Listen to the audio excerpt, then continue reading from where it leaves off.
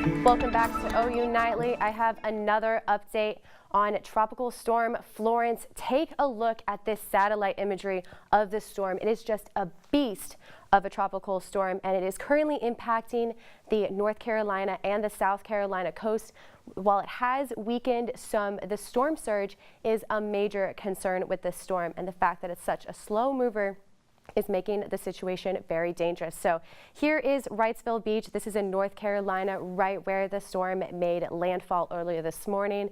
You can see the camera shaking because of how strong these winds are coming off of the ocean water. So here's a radar view of that as well.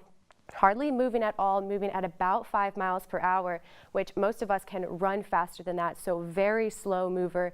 And storm surge is also, as again I mentioned, a major concern.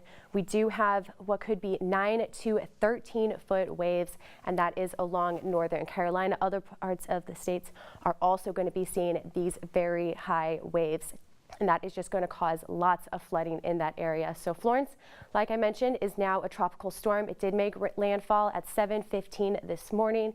Catastrophic flooding and the storm surge is the main concern, and we still do have those hurricane watches and warnings in effect. So this is the rainfall totals that we've seen already within the past 24 hours.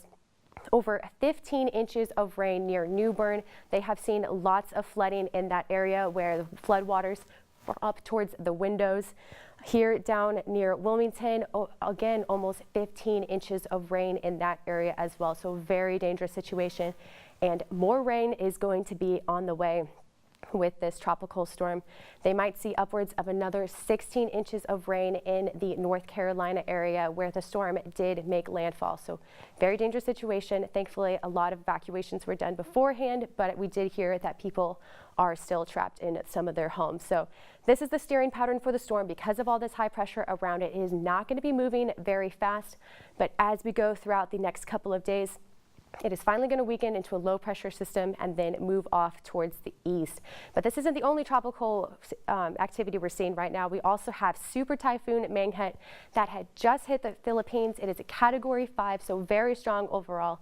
But here in Oklahoma, we're seeing none of that. We do have very nice clear weather across the state. We're going to reach the lows in the 70s.